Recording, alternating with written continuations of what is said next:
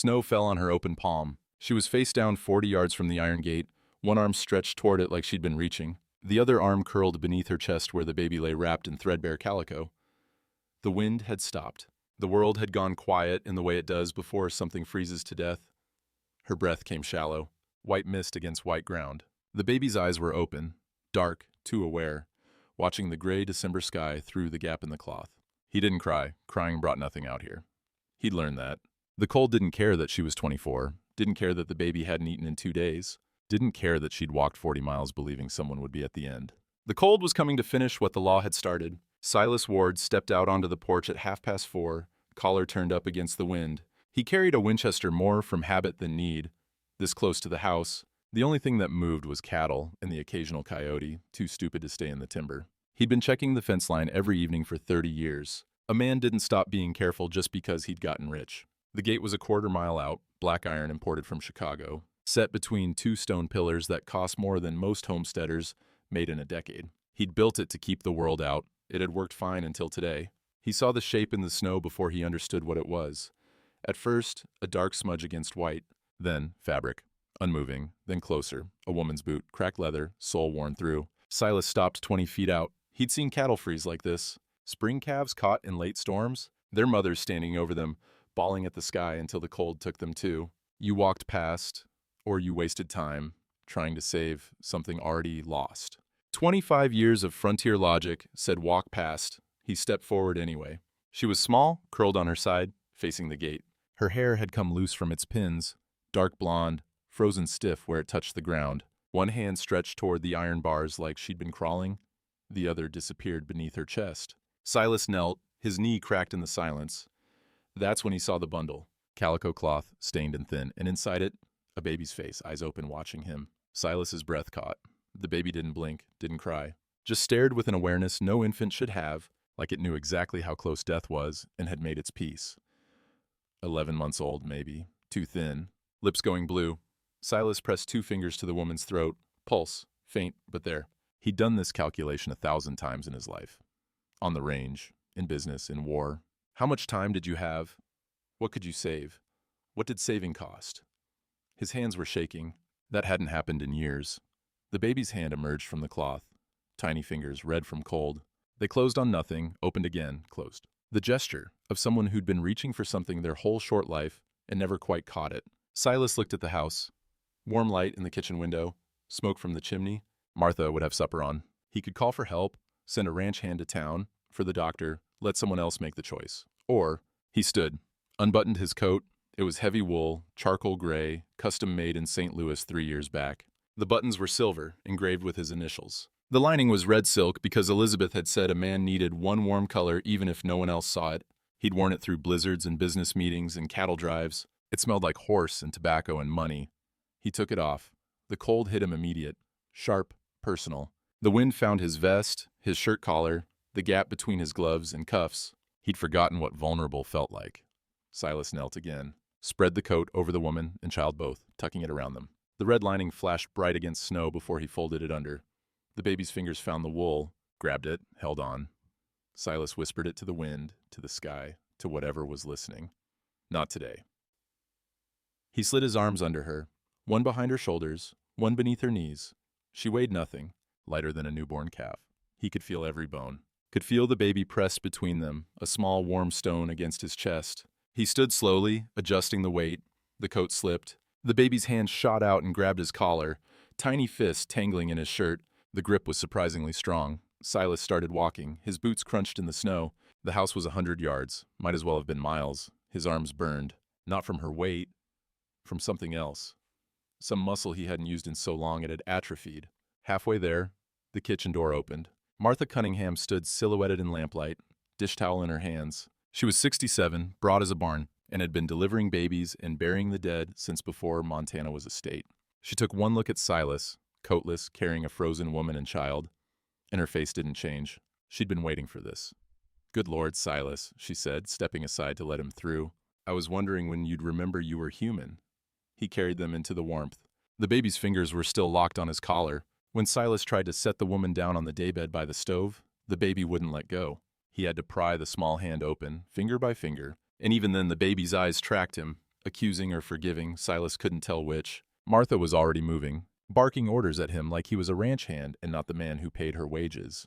Get blankets from the cupboard, boil water, find that goat's milk in the cellar. Silas did what he was told. Outside the window, his coat lay crumpled in the snow where it had fallen. One sleeve stretched toward the gate. The silver buttons caught the last light. He didn't go back for it.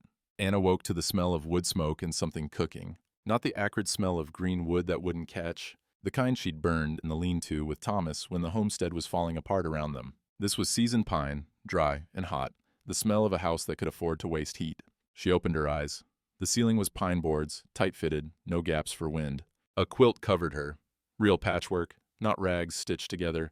The pillow under her head was goose down. She could feel it in the way it held her skull, soft but firm. She hadn't slept on goose down since Pennsylvania. Panic hit. She tried to sit up. The room tilted. Her arms were weak, shaking. She couldn't remember. The snow, walking, the cold. Her feet. God, her feet. Then she heard it. A small sound, half cough, half sigh. She turned her head so fast her vision blurred. Thomas. He lay in a wooden drawer that had been padded with blankets and set on 2 chairs to make a cradle. His face was clean, his hair had been combed. He wore a cotton gown she'd never seen, white and soft, too fine for a homesteader's baby. His cheeks had color. Anna's breath came in gasps. She tried to swing her legs off the bed. They didn't obey. Her feet were wrapped in cloth bandages, warm. She could smell some kind of salve, camphor maybe, lard. The door opened. A woman entered carrying a wooden bowl. She was large, gray-haired, wearing a black dress and white apron. Her face was lined, but not unkind. She took one look at Anna trying to stand and shook her head. Don't, she said, not harsh, factual. You try walking on those feet, you'll split the skin I just finished saving. Anna froze. The woman set the bowl on a small table beside the bed. Steam rising. Broth. Real broth with fat glistening on top. I'm Martha Cunningham, the woman said, sitting in a chair someone had placed by the bed. You collapsed outside Mr. Ward's property 2 days back. Been fever-touched most of that time. Your boy's fine. I've been wet nursing him with goat's milk cut with water. He's taken to it. Anna stared at her. Her mouth opened, but no sound came. You're in the Ward house, Martha continued. Main ranch house, 4 miles north of Cutter's Pass. You remember walking? Anna nodded slowly. You remember why? My sister, Anna whispered. Her voice cracked. Sarah, next county. She said, We'll find out about that, Martha said, not meeting her eyes. For now, you need to eat. She held out the bowl. Anna's hands shook taking it. The broth was hot, burned her tongue, but she didn't care. She drank half before shame caught up with her. I can't pay, she said. I can work. I'm strong, I just need a day or two. I can clean or cook or... Nobody asked you to pay. Martha took the bowl back before Anna could spill it. And nobody's asking questions yet. You rest. Baby's fed. You're warming up. That's all that matters right now. Anna looked at Thomas again. He was sleeping, one small fist curled near his face. She'd been carrying him so long, against her chest while she walked, in her arms while she slept, standing up against barn walls, that seeing him separate from her body felt wrong. You can hold him when you're steady, Martha said. Right now you're liable to drop him. Give it another day. Anna's throat closed. She nodded. Martha stood, brushed her hands on her apron. Mr. Ward will want to know you're awake, but he won't come in unless you say it's all right. He's particular about that. Who? But Martha was already at the door. She paused, looked back. The man who found you, who carried you in. It's his house. Her voice softened slightly. You're safe here. Remember that. She left. Anna sat in the silence. The wood stove ticked as metal expanded in heat. Somewhere in the house, a clock chimed 5. She looked around properly for the first time. The room was small but clean. A window showed gray evening light, snow still falling, a chest of drawers, a washstand with pitcher and basin, and hanging on a hook by the door, a coat. Heavy wool, charcoal gray, the buttons caught lamplight. Silver, engraved, she recognized it. Not from seeing it before, but from waking beneath it in the snow, the weight of it over her and Thomas both, the smell of tobacco and horses and something else. Safety. Anna pulled the quilt tighter. 10 minutes later, footsteps in the hall. They stopped outside the door. A knock. Soft. Ma'am? A man's voice. Deep. Formal. Martha said you're awake. Anna tried to speak. Managed. Yes. The door opened. He stood in the doorway. Didn't enter.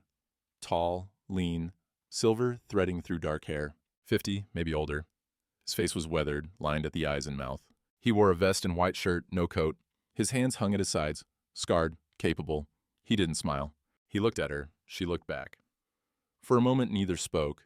Then he nodded once, turned, left. Anna heard his footsteps retreat down the hall. She didn't realize she'd been holding her breath until it came out in a rush. Thomas stirred in his drawer cradle, made a small sound, settled again. Anna's eyes went back to the coat. She could see it clearly now in the lamplight. On the inner lining of the collar, embroidered in red thread, SM. She didn't know what the letters stood for, didn't know who the man was, or why he'd helped her, didn't know what he'd want in return. But she knew three things. She was alive. Thomas was alive. And somewhere in this house was a man who'd taken off his coat in a snowstorm for strangers. That was either a miracle or a mistake.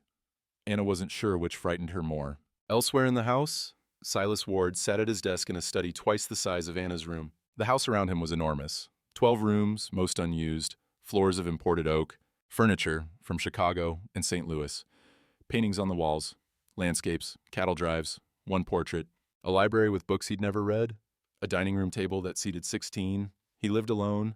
Martha had quarters in the back. 2 ranch hands stayed in the bunkhouse year-round. But the house itself, this monument to 30 years of work, echoed. Silas stared at the unsigned deed on his desk. 480 acres, prime grazing land, water rights included. He'd bought it at county auction 3 weeks ago. The previous owner had died. Crushed under a wagon wheel, they said. Left a widow. The bank foreclosed within a month. He hadn't known why he'd bought it. Now he did. His coat hung on the back of his chair. He'd retrieved it that first night after Martha stopped giving him tasks. It still smelled like fever sweat and goat's milk and something else. Something that made his chest tight. He picked it up, held it, put it on. It felt different, heavier, like it carried more than just wool now. A knock at his study door. "Letter came," Martha said, not waiting for permission. She dropped an envelope on his desk. Expensive paper, town postmark, Judge Merrow's seal. Silas opened it. Read. "Heard you're harboring that Fairchild woman. Might want to reconsider. Town's talking. Board of Elders asking questions. Your business relationships depend on your reputation. JHM." Silas folded the letter once, walked to the fireplace, dropped it in. The paper curled, blackened, became ash. "Good," Martha said from the doorway. She left. Silas sat back down. Through the wall, then here between study and recovery room, he heard something. Humming, soft, tuneless at first, then shaping into something familiar. "Come thou fount of every blessing, tune my heart to sing thy grace." Silas's hands went still on the desk. Elizabeth had sung that. In the kitchen while she cooked. In the bedroom while she brushed her hair. The last time he'd heard it was 25 years ago, through a door he'd been too late to open. The humming continued. The woman, Anna, Martha had called her, was singing to her baby. Silas stood abruptly, walked to the window, looked out at his land disappearing into darkness. Behind him, through the wall, the hymn continued. He didn't move until it stopped. 1 week made a difference. Anna could walk now. Slowly, gripping the wall or a chair back, but walking. Her feet were healing. The salve had worked. Martha changed the bandages every morning, tugging at the scars that would remain, but satisfied the skin had closed. Thomas was thriving. In 7 days, he'd gained weight, his cheeks filling out, his eyes were brighter. He'd started making sounds again, little syllables, half words. And this morning, when Martha had made faces at him while spooning mashed turnip into his mouth, he'd smiled. Actually smiled. A real one, gap-toothed and wide. Martha had set down the spoon, covered her mouth with both hands. When Anna looked closer, the old woman was crying. "First time?" Martha had asked, voice thick. Anna nodded. She'd been crying too. It was the small things. Thomas, reaching for the spoon. Thomas watching lamplight on the ceiling and trying to grab it. Thomas sleeping through the night without waking once in terror. Anna tried to help where she could. Folding linens, snapping beans, simple tasks that let her feel useful instead of charity. Martha protested every time. "You're still healing." "I'm strong enough to sit and snap beans." Stubborn is what you are, but she let her. They worked in the kitchen while Thomas napped in his drawer cradle, now permanently installed in a corner where the stove heat reached. Martha talked while they worked, about the ranch, the cattle, the brutal winter of '86 when half the territory's herds froze. She didn't ask questions about Anna's past, didn't press, but eventually Anna told her anyway. "I was walking to my sister's," she said, breaking a bean in half. Snap. Into the bowl. "Sarah, she married a farmer in Sweetgrass County, about 40 miles east. I thought..." Her hands paused. "I thought she'd take us in." Martha's knife kept moving through the potato she was peeling, steady, waiting. "My husband died 6 weeks back," Anna continued. The beans snapped in rhythm. Snap, snap, snap. Thomas Fairchild. The horse spooked while he was checking the wagon wheel. Whole thing came down on him. Her voice was flat, matter of fact. She'd said it enough times now that the words had worn smooth. He was 26. I'm sorry. The bank foreclosed immediately. I had no claim to the land without him. They said I could work off the debt and $340, but that would take years. I didn't have years. She looked at the beans in her lap. I didn't even have weeks. So you walked, took everything I could carry, left the rest. Snap. 2 days out, I realized I didn't have enough food. Tried to find work in Cutter's Pass, but no one hires winter help, especially not a woman with a baby. She paused. Everyone kept saying, "Where's your husband?" Like I'd misplaced him. Martha set down her knife. The last 10 miles I just kept walking. Didn't know if Sarah would even be home. Didn't know if she'd want us. But it was the only place I could think of. Anna's hands had stopped moving. I remember the gate. I remember thinking it looked like Heaven's Gate, all that iron, all that... She didn't finish. Martha reached across the table, squeezed her hand once, let go. You're here now, she said. That's what matters. But Anna heard what she didn't say. For how long? The judge arrived an hour later. Anna was in the recovery room, nursing Thomas. She heard hoofbeats outside, then voices. One high and reedy, one low and cold. The low one was Silas. She'd only heard him speak a handful of words in the week she'd been here. He moved through the house like a ghost. Sometimes she'd look up and find him in a doorway, watching her with Thomas. He'd nod, leave. Never spoke unless necessary. Now he was speaking. She couldn't make out the words, but the tone was wrong. Sharp. The front door opened, closed. Heavy boots in the hall. Martha appeared at the recovery room door. Stay here, she said quietly, and keep the baby quiet. Anna pulled Thomas closer. She heard them in this parlor, Silas and whoever had arrived. The walls were thick, but voices carried through the floorboards. Can't just ignore protocol, Ward. I'm not aware I'm ignoring anything. You're housing a debtor, Mrs. Anna Fairchild.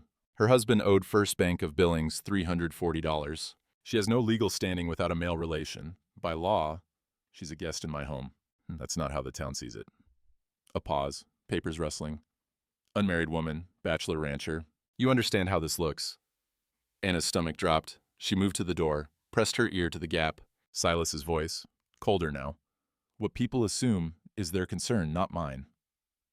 The bank wants their money. If you're claiming responsibility for her debts, that's a different matter. We can arrange. How much time does she have? Time? Before eviction, repossession, whatever you're here to threaten. A long pause. None. The order was signed in Billings last week. She's to report to the county seat for debt proceedings by month's end. If she doesn't appear, a warrant issues. Anna's hand went to her mouth. And if she can't pay? Silas asked. Women's ward in Helena, until the debt is satisfied. With the child? Children go to... The voice hesitated. Appropriate institutions. Silence.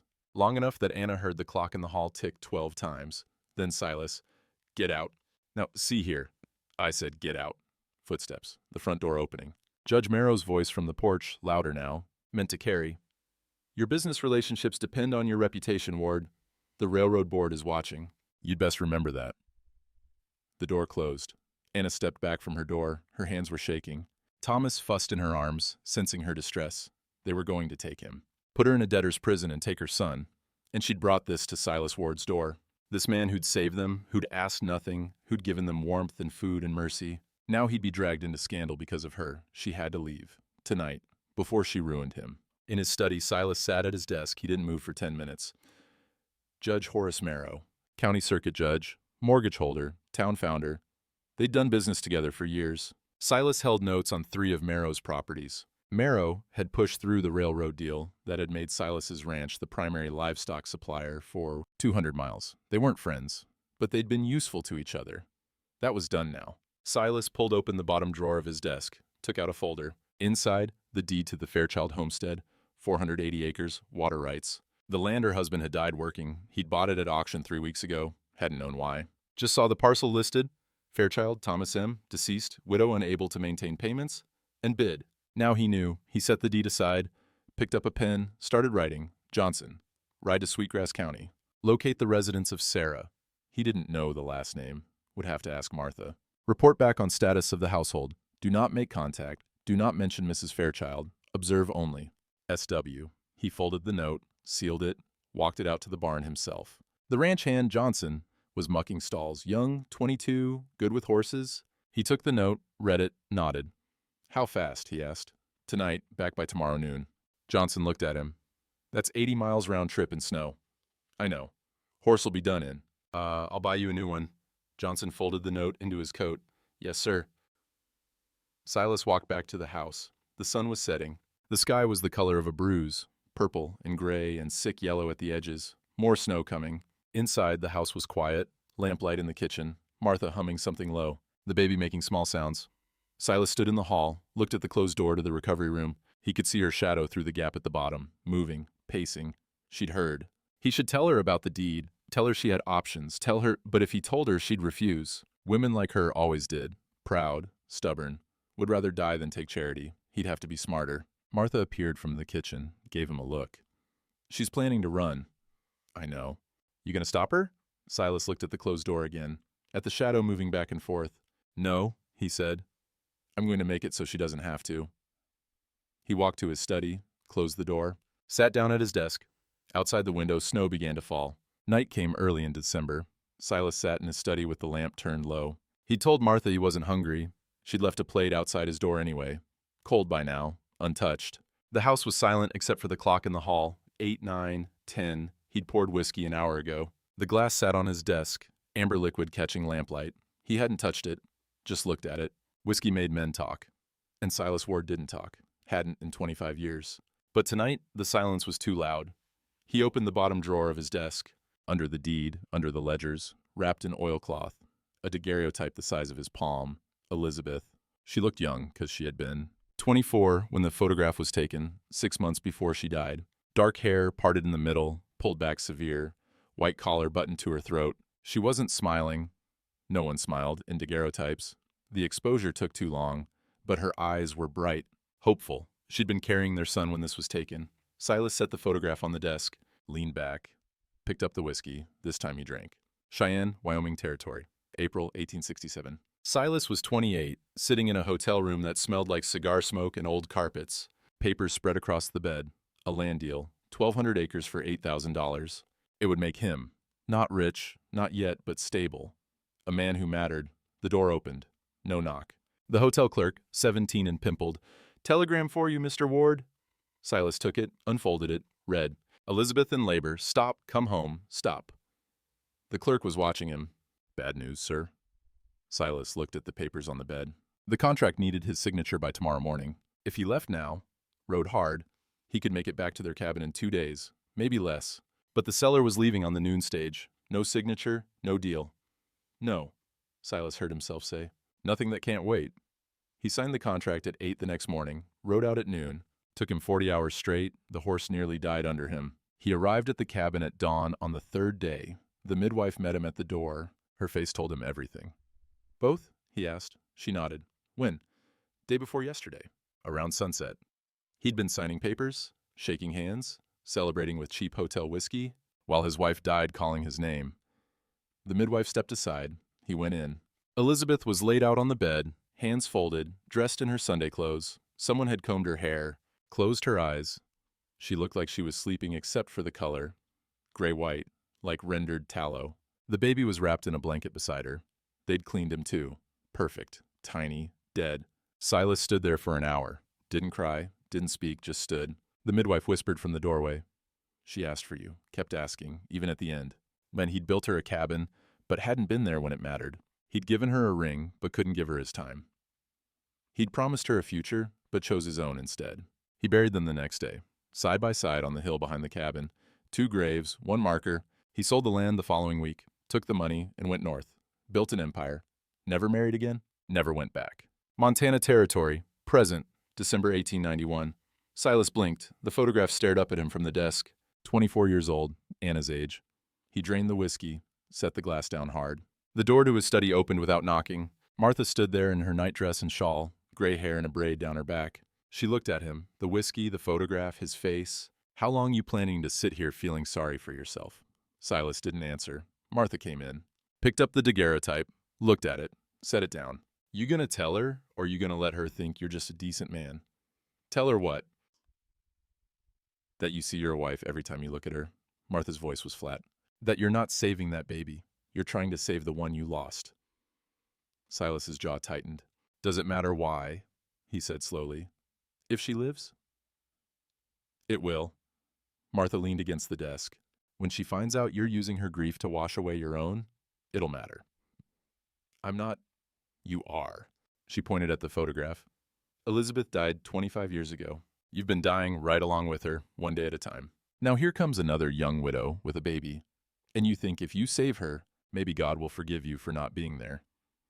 The words hit like fists. Silas stood, walked to the window. His reflection stared back. Older, harder, hollow. She would have lived, he said to the glass. If I'd been there, if I'd chosen. You don't know that? The midwife said she hemorrhaged, said it took hours. If I'd been there, I could have ridden for a doctor. You could have watched. Martha's voice softened. Same as you're doing now, watching and hoping it changes something. Silas pressed his forehead against the cold window. Outside, snow fell through lamplight, silent, endless. I'm not a good man, Martha. I know. Everything I built on other people's loss. Bought land from homesteaders who couldn't make payments, foreclosed on men with families, made money while people starved. I know that too. Then why are you here? Martha stood, walked to the door, paused. Because bad men don't sit in the dark drinking whiskey over things they did 25 years ago. They sleep fine. She looked back at him. You're not a good man, Silas, but you're not lost yet either. She left. Silas stayed at the window. His pocket watch ticked on the desk. Loud, relentless. Time couldn't be undone. Choices couldn't be unmade. But maybe mercy could mean something, even if it was born from guilt. Or maybe he was just a selfish man trying to buy redemption with someone else's salvation. He didn't know. Through the wall, thin here between study and recovery room, he heard Anna's voice. Soft, whispering, Your father died because of me. Silas went still. I asked him to check the wheel. If I hadn't asked, if I'd just let it go, he'd still be... Her voice broke. Silence. Then the sound of her crying. Not loud, not dramatic. Just the small, exhausted weeping of someone who'd been holding it in too long. Silas closed his eyes. 2 people. 2 dead spouses. 2 souls bleeding guilt in the dark. He picked up the daguerreotype, looked at Elizabeth one more time. Then he wrapped it back in oilcloth, put it in the drawer, closed it. He couldn't undo the past, but maybe he could stop it from swallowing them both. Johnson returned at dawn 2 days later. His horse was lathered, head down. The young ranch hand dismounted like an old man, stiff, moving slow. Martha had coffee ready. He drank it, standing at the kitchen door, while Silas waited. Found the sister's place, Johnson said. About 42 miles east, small farm, 120 acres. And? Johnson looked at his coffee. House is empty, shuttered. Snow on the porch ain't been walked through in weeks. Neighbor said Sarah Brennan died November 18th, typhoid. Buried in the churchyard out there. Silas nodded once. Anyone else? No family. Husband died 2 years back. It was just her. Martha crossed herself. Silas paid Johnson triple wages, told him to rest. Then he walked to his study and stood at the window for an hour, watching the sun rise over land he'd spent 30 years acquiring. Anna had been walking toward a grave, and didn't know it yet. The summons came that afternoon, not official. Judge Marrow didn't need official in a town where he held half the property notes. The church sexton delivered it. Handwritten notice on expensive paper. The Board of Elders requests Miss Anna Fairchild's presence at a public inquiry regarding matters of debt and moral concern. Tomorrow, 2 p.m., Presbyterian Church. Attendance strongly advised. Translation come or we'll make it worse. Martha read it, set it down, looked at Silas. You're not letting her go to that. She'll go anyway, Silas said. She's not a woman who hides. They'll crucify her. I know. And you? I'll be there. Martha's mouth tightened. This is about business. Marrow wants you to choose her or your railroad contract. I know that too. 30 years of work, Silas. Everything you built? He looked at her. Everything I built is empty, Martha. You said so yourself. Anna stood in front of the small mirror in the recovery room, trying to make herself presentable. Her dress was the same one she'd collapsed in. Calico, mended at the elbows, faded from washing. Martha had cleaned it, pressed it, but it still looked like what it was. A poor woman's last good dress. Her hair wouldn't cooperate. She'd washed it that morning, but it hung limp. Too thin. She'd lost weight before collapsing. Weight she hadn't had to lose. Thomas sat on the bed, watching her. 16 months old now, steady on his feet, trying words. He'd said "ma" clearly yesterday. Lamp today, pointing at the kerosene light. He was thriving, which made what she had to do harder. Anna knelt in front of him, smoothed his hair. It was getting long, curling at his neck. "We're going into town," she said softly. "People want to talk to Mama. You have to be very quiet, understand?" "Very good." Thomas touched her face. His hand was warm, sticky with breakfast honey Martha had let him lick from a spoon. "Ma," he said. Anna's throat closed. She pulled him against her chest, held him. She was going to lose him. She knew it. The moment Judge Marrow had said appropriate institutions, she'd known. A debtor's prison wasn't for children. They'd take him, put him in some church orphanage in Helena or Billings, and she'd never see him again, unless she ran. She'd thought about it all night, leaving before dawn, taking what food she could carry, walking. She knew how to walk now, knew how to survive cold, but she couldn't, because running would destroy Silas Ward. They'd say he'd helped her flee, that he'd harbored a criminal. The railroad board would drop him, Judge Marrow would freeze his accounts, the town would shun him. She couldn't do that to the man who'd saved her life. So she'd go to their inquisition, she'd face them, she'd tell the truth, and she'd accept whatever came after. Martha appeared in the doorway. "Wagon's ready." Anna stood, picked up Thomas. He wrapped his arms around her neck. She walked out of the room that had been sanctuary for 2 weeks, down the hall, through the kitchen, out the back door into winter light. Silas waited by the wagon. He wore a black suit, white shirt, string tie. The coat, his coat, the one he'd covered her with in the snow, hung open. He looked at her. She looked back. "You don't have to do this," he said. "Yes, I do." He helped her into the wagon. His hand was warm through her sleeve. Steadying, they rode in silence. The Presbyterian church sat on Main Street, white clapboard with a bell tower. Anna had never been inside. She'd walked past it the day she'd tried to find work in Cutter's Pass, felt the eyes of women in good dresses watching from the steps. Now those same women lined the pews. The church was full, not for worship, for spectacle. Anna walked down the center aisle holding Thomas. Every head turned. She heard whispers. "That's her. Shameless. Look at the baby. Poor thing." Silas walked behind her, close. Not touching, but present. They sat in the front pew. Thomas immediately squirmed, reaching for Silas. Anna held him tighter. Judge Horace Marrow stood at the front beside Reverend Abel Hatch. The judge looked like he always did. Expensive suit, gold watch chain, face like granite. The Reverend looked nervous, hands clasped, Bible held like a shield. Marrow cleared his throat. The church quieted. "We're here," he began, "to address a matter of legal and moral concern affecting our community. No preamble, no mercy. Mrs. Anna Fairchild stands indebted to First Bank of Billings in the amount of $340. This debt was inherited from her late husband, Thomas Fairchild, who failed to maintain payments on his homestead. Under territorial law, the debt passes to his widow. As she has no means to repay, the court has issued an order of remand." Anna's hands were shaking. She set Thomas on her lap, held him there. "However," Marrow continued, "there is a secondary matter. Mrs. Fairchild has been residing for 2 weeks at the Ward Ranch as a guest of Mr. Silas Ward. Unmarried man, unmarried woman, no chaperone beyond a housekeeper." Someone in the back pew gasped. Anna felt her face burn. Reverend Hatch stepped forward. His voice was thin, apologetic. "The church must consider the appearance of impropriety, not to cast judgment, but to protect Mrs. Fairchild's reputation and that of our brother Ward. From gossip you're encouraging." Martha's voice cut through from the back pew where she'd been sitting. She stood. "Say what you mean, Reverend, or I will." Hatch flinched, fell silent. Judge Marrow smiled, not kind. "Perhaps Mrs. Fairchild can clarify the situation herself." "Madam, how did you come to be at the Ward property?" Anna stood slowly. Thomas clung to her skirt. Her voice came out smaller than she wanted. "I collapsed in the snow. Mr. Ward found me, and he brought you into his home. He saved my life." "Did he?" Marrow tilted his head. "Or did he make you beholden to him?" "He asked for nothing. Yet you remain. 2 weeks, eating his food, sleeping under his roof." Marrow's voice sharpened. "Some might call that payment enough." The meaning was clear. Anna's stomach dropped. Rage and shame mixed together. A woman's voice from the pews. "I saw her walking the roads at night before she came here. Baby half frozen, looking for someone to take her in. Mrs. Talbot owned the dry goods store, had refused to give Anna credit 2 weeks ago." Another voice. "Maybe she planned it. Knew a rich man lived out that way." Anna's vision blurred. Thomas started crying. He never cried. But the voices were too loud, the room too tense.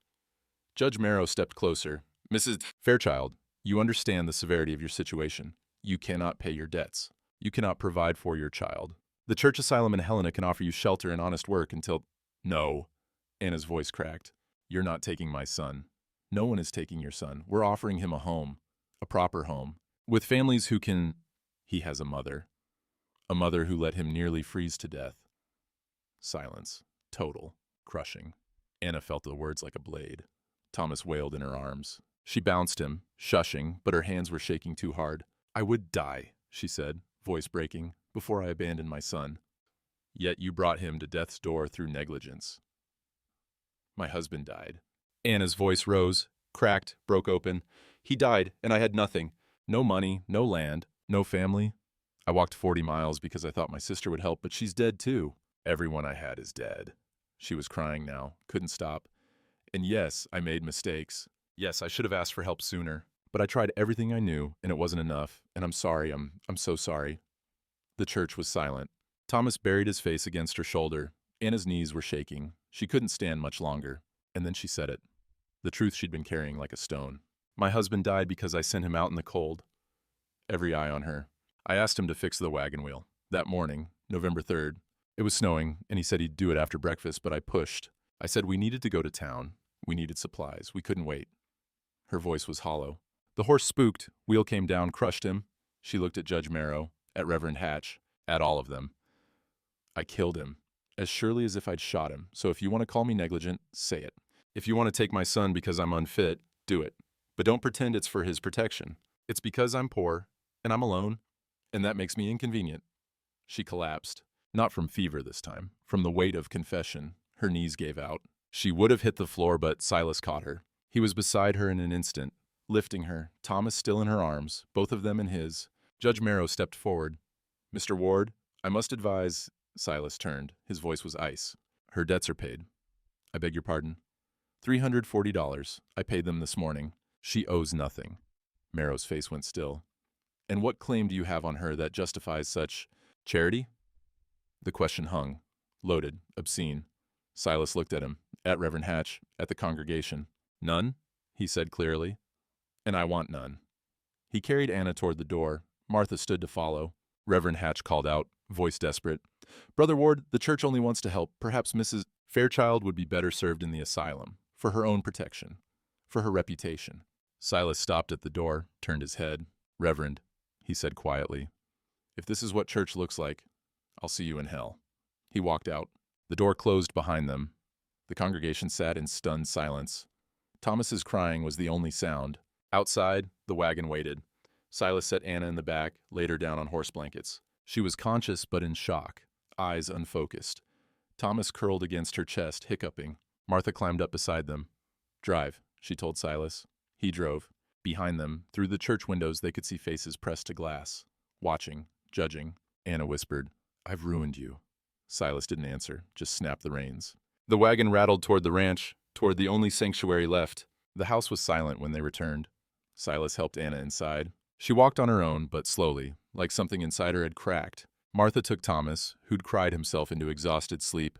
They put Anna to bed without words. She didn't protest, just lay down, turned her face to the wall. Martha closed the door softly, looked at Silas in the hallway. She thinks she's killed you. She hasn't. You know that. Town doesn't. Martha's voice was tired. Judge will move against you now. Railroad board will hear about this by morning. Let them hear. 30 years, Silas. He didn't answer, just walked to his study, closed the door. The room was cold. He'd let the fire die that morning. Now it was just ash and the smell of old smoke. He stood at his desk without lighting the lamp. Through the window, darkness, snow, nothing else. Behind him the door opened. Martha, carrying Thomas. The baby was awake again, fussy, red-eyed from crying. I need to cook supper, Martha said. You need to hold him. I don't. You need to hold him. She placed Thomas in his arms before he could argue. I'll be in the kitchen. She left. Silas stood in the dark study holding a 16-month-old child. Thomas looked up at him, sniffled, reached for Silas's collar.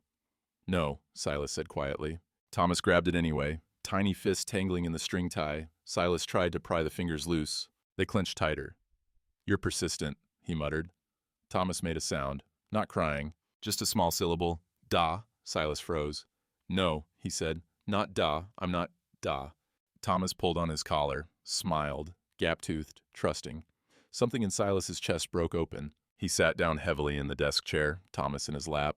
The baby immediately relaxed, leaning against his vest, breathing even, safe. Silas looked down at the small head, the thin blonde hair, the hands that grabbed and held and trusted. This child didn't know what had happened today, didn't know his mother had confessed to killing his father, didn't know a town full of righteous people wanted to take him away and put him in an institution. He just knew, this person is warm. This person holds steady. That's all a child needed to know. Silas's hand came up slowly, rested on Thomas's back, so small. He could feel the heartbeat through the cotton gown, fast, bird quick. Your mother, Silas said quietly, is the bravest person I've ever met.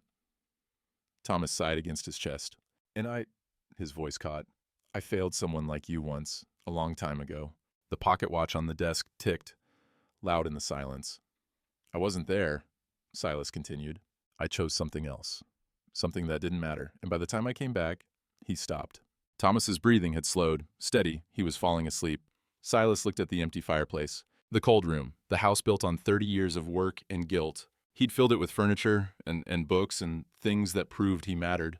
But he'd never filled it with this. A child breathing against his chest, trusting him, needing him. The study door opened again, not Martha this time. Anna stood in the doorway. She wore one of Martha's night dresses, too large, hanging off her frame. Her face was pale, hair loose around her shoulders. She saw Thomas asleep in Silas's arms, stopped. I heard him crying, she said, voice hoarse. I thought, he's fine. Silas didn't move, didn't want to wake the baby. Martha asked me to hold him while she cooked. Anna stepped into the room, slowly, like approaching something fragile. I'm leaving tomorrow, she said. No, I have to. I've destroyed your reputation, your business. Everything you've destroyed nothing I want to keep. She stared at him. Silas looked at Thomas, at the small face peaceful in sleep. I spent 25 years building an empire, he said quietly.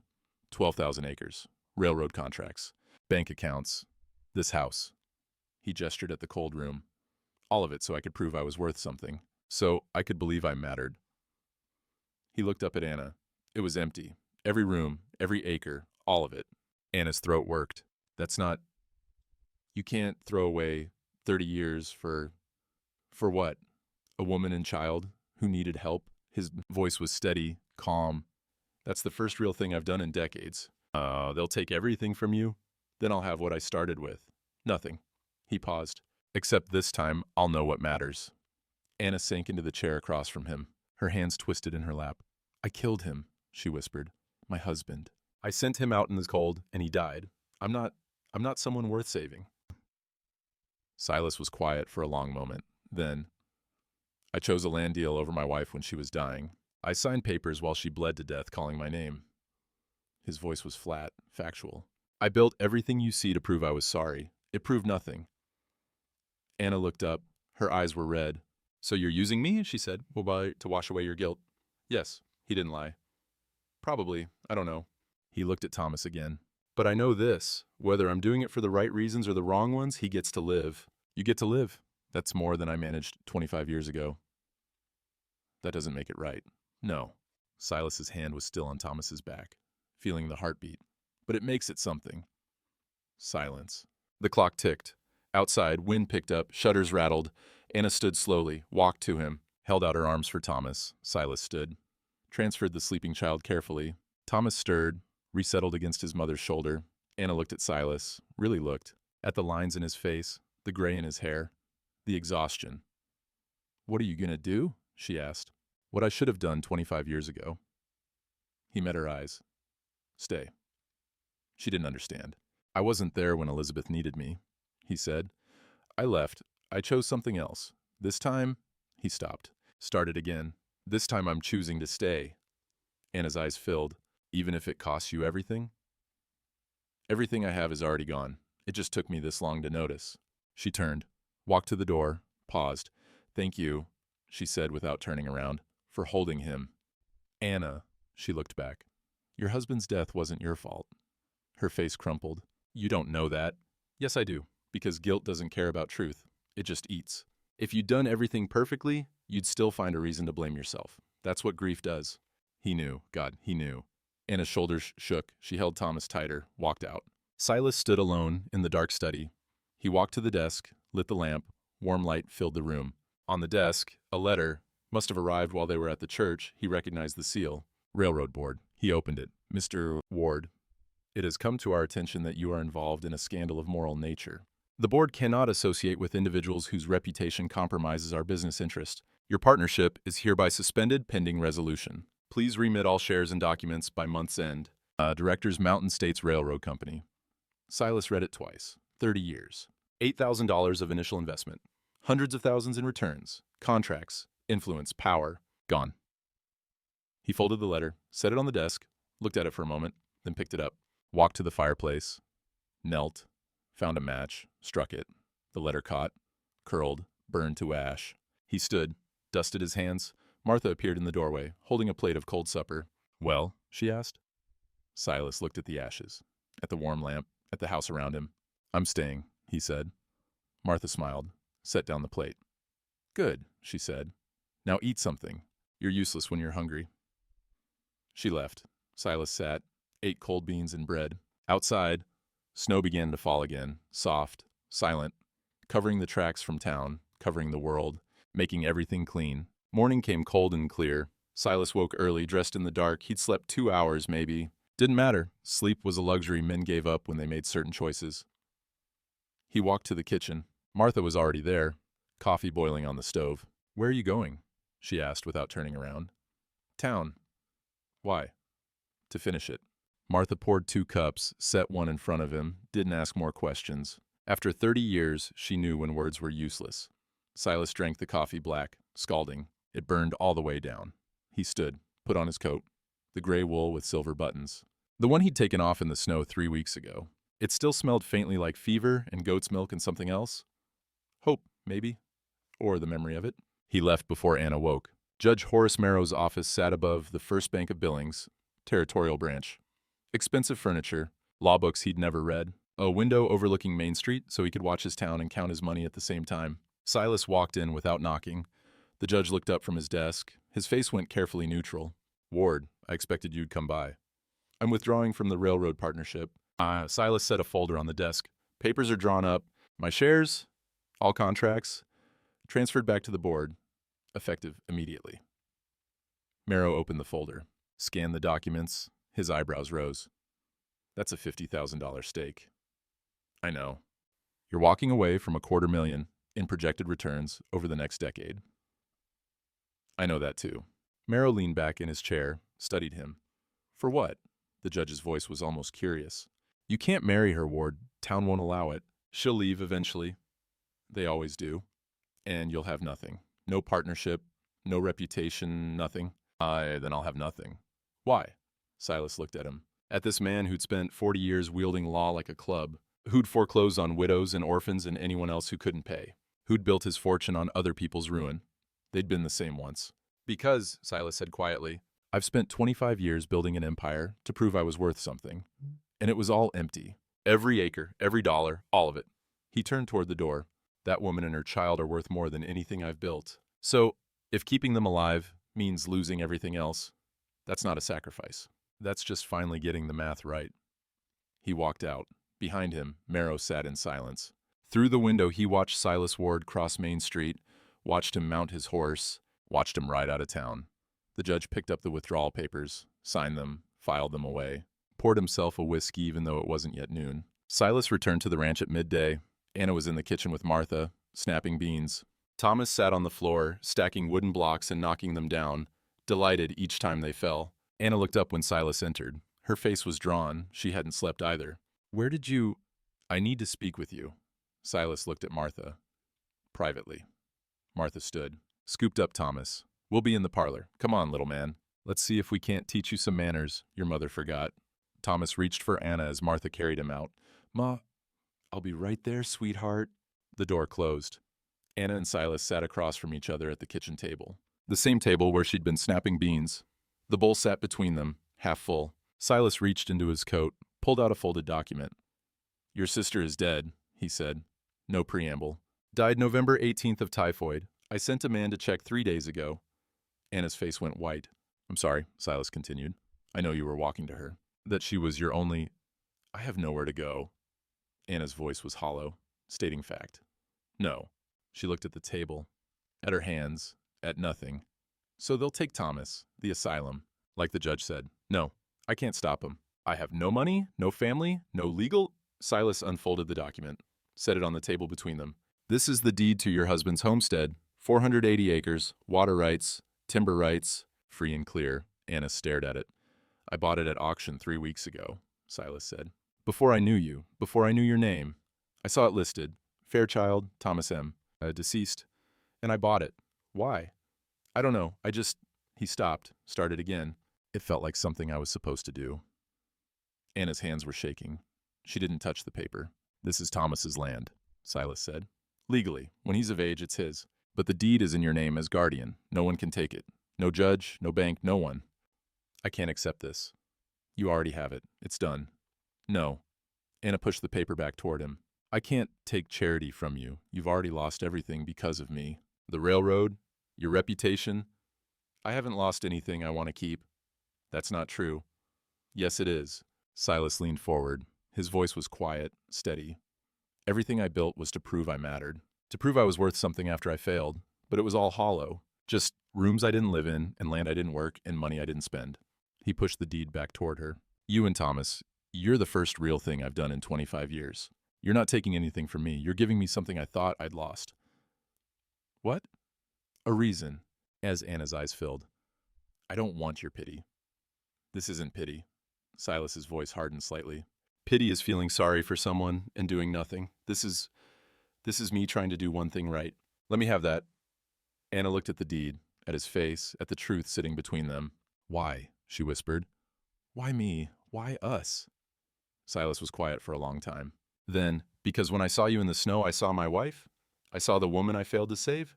And I thought, maybe this time, maybe this once, I can get there in time. So you're using me to redeem yourself? Yes. He didn't lie. Probably. I don't know anymore. And he looked at her directly. But I know this. Whether I'm doing it for the right reasons or the wrong ones, you get to live. Thomas gets to live. And that's more than I managed before. Anna's tears spilled over. That doesn't make it pure. No, Silas agreed. But mercy doesn't have to be pure to be real. Silence. The clock in the hall ticked. From the parlor, Thomas's laugh, high and clear. Martha must have done something funny. Anna reached out slowly, touched the deed. Her fingers traced the words. Fairchild, 480 acres, paid in full. I can't stay here, she said. I know. She looked up, surprised. If you stay, Silas said, you'll always wonder if it's because you're broken and I'm trying to fix my past. You'll wonder if you're here because you choose to be or because you have no other choice. He understood. You need to stand on your own first, he continued. You need to know you can. And Thomas needs to see his mother strong, not saved. Anna nodded slowly. Where will you go? Oregon. I have a friend from Pennsylvania. She wrote me years ago. Said she was teaching at a school in Portland. She stopped. I could try there. When? Spring train, 6 weeks, Silas nodded. The deed stays with you, Thomas's inheritance. When he's old enough, he can decide what to do with it. Farm it, sell it, whatever he wants, but it's his. Anna picked up the paper, folded it carefully, held it against her chest. Thank you, she whispered. Don't thank me. Silas stood. Just be happy. That's enough. He walked to the door, stopped. Anna, she looked at him. You didn't kill your husband. Asking him to fix a wheel didn't make the horse spook. Sometimes terrible things just happen. And all we can do is keep living. Her face crumpled. Silas left her there. Walked through the parlor, where Martha was showing Thomas how to stack blocks in a line instead of a tower. The baby looked up, grinned. Da! Silas felt something crack open in his chest. He kept walking. Out the front door. Into the cold. He stood on the porch and looked at his land. 12,000 acres he'd spent 30 years acquiring. Empty land, profitable land, meaningless land. He'd give it all up again tomorrow for one more moment of that baby calling him Da. That's when he knew he'd already been saved. He just hadn't noticed until he tried to save someone else. 3 weeks passed. The kind of weeks that felt like breathing after you'd been holding your breath too long. Slow, quiet, necessary. Anna grew stronger. Her feet healed completely. The skin new and pink, tender but whole. She could walk without wincing now, could stand at the stove beside Martha, and stir soup without needing to sit down every 10 minutes. Thomas thrived. In 3 weeks he gained 2 pounds, his cheeks filled out, his legs grew steady. He walked everywhere now, toddling from room to room with his arms out for balance, delighted by his own momentum. He'd learned 6 new words: lamp, horse, more, no, snow, and, to Martha's endless amusement, biscuit. And he laughed. Not the small, huffing sounds he'd made before, but real laughter. Head thrown back, belly-shaking joy. It happened, the first time, when Martha pretended to sneeze, and her teeth nearly fell out. Thomas had stared for a moment in shock, then laughed so hard he tipped over backward. Anna had cried watching him, happy tears this time. The house changed. Not physically. Same rooms, same furniture, but the air was different, warmer. There was noise now. Thomas babbling, Martha humming while she cooked, Anna's footsteps in the hall. Silas found himself staying in the house more. Not hiding in his study, actually present. One afternoon he found Thomas in the parlor, trying to stack wooden blocks.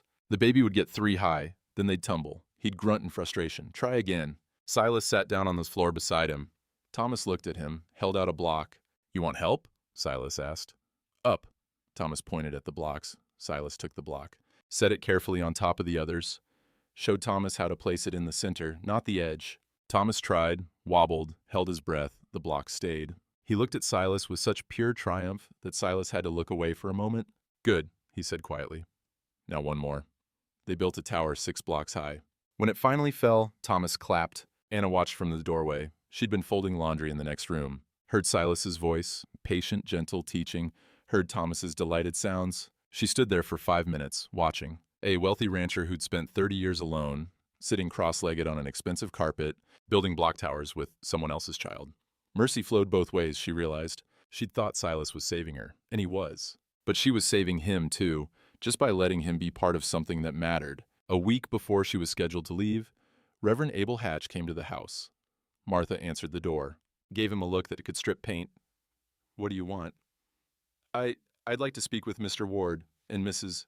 Fairchild, if she's willing. They're not interested in sermons. It's not a sermon, it's an apology. Martha considered this. Left him standing on the porch while she went inside. Silas was in his study. Anna was in the kitchen with Thomas. Reverend's here, Martha said. Says he wants to apologize. Silas looked up from the ledger he'd been reviewing. Tell him no. Figured you'd say that. Martha crossed her arms. But might do him good to say it anyway. Man's been looking like he swallowed a horseshoe since that meeting. Anna appeared in the doorway, Thomas on her hip. Let him speak, she said quietly. Silas looked at her. He doesn't deserve... Maybe not, but I need to hear it.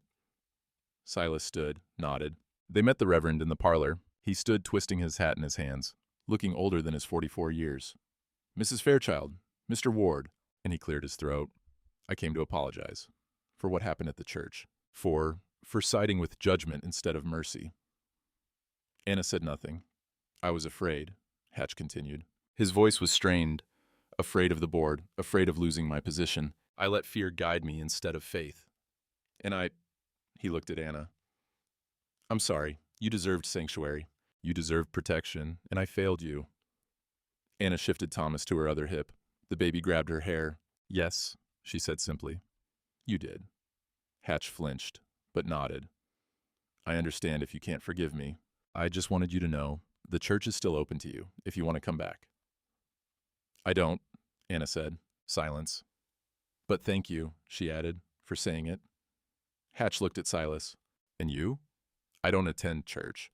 I know, but your charity to Mrs. Fairchild has made some people think about what mercy actually looks like.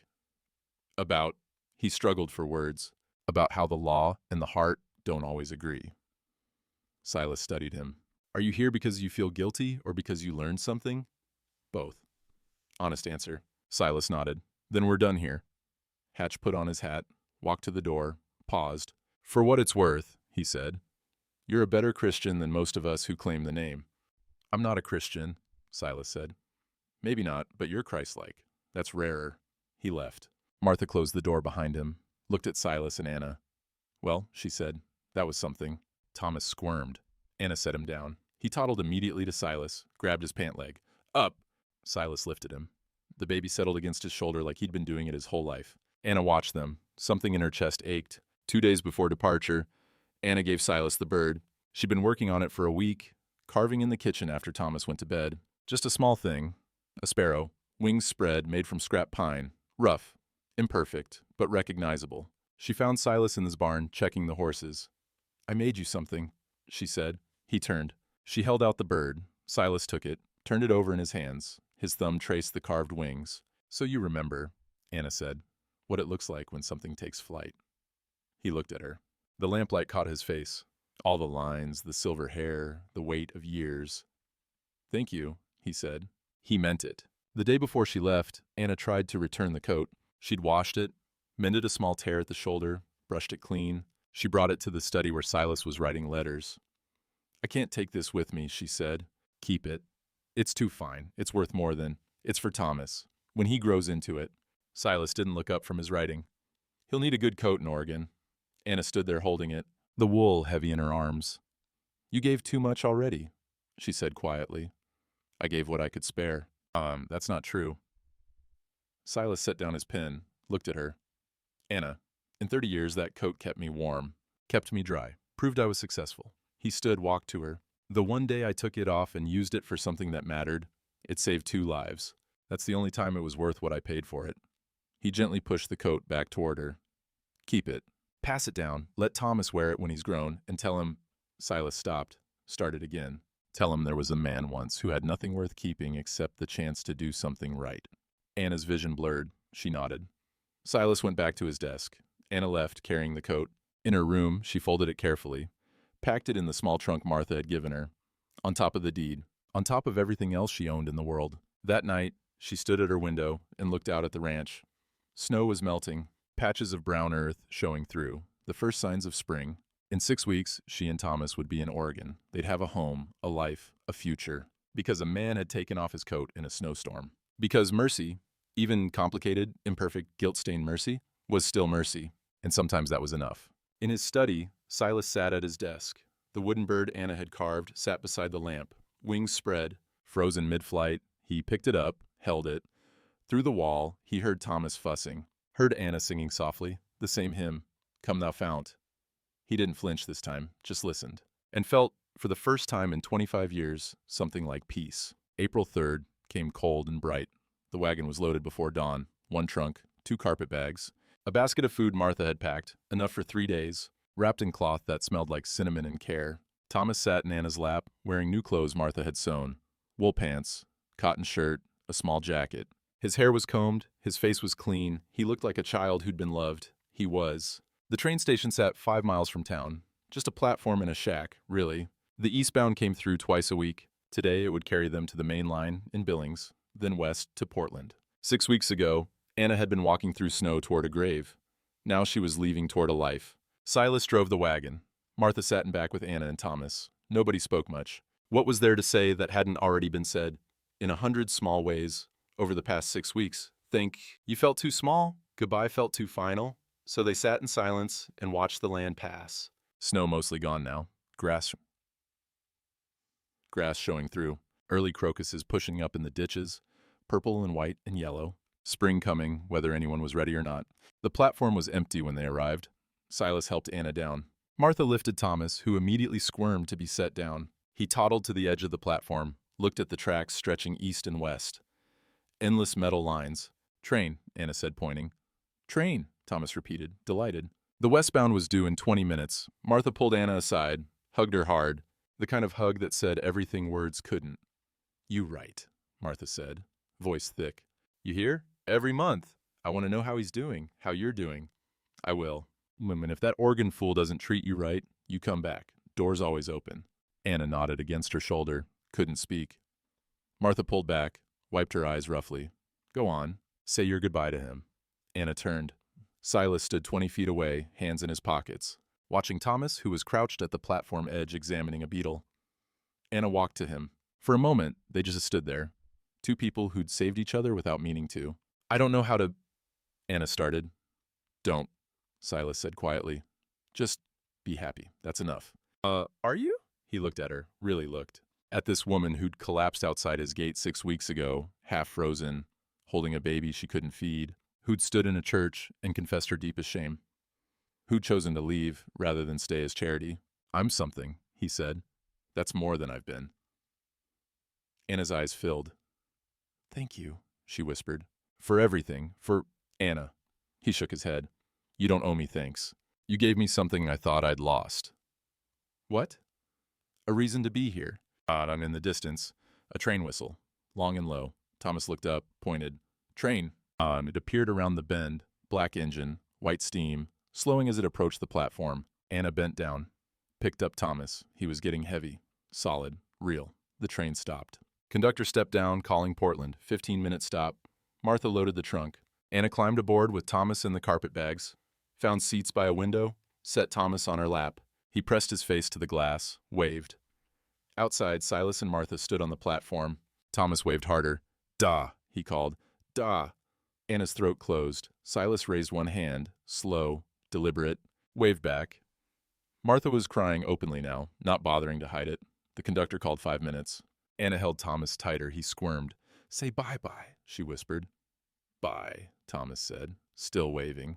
Not understanding this was goodbye forever, or goodbye for years, or goodbye for however long it took for Anna to become someone who could return on her own terms.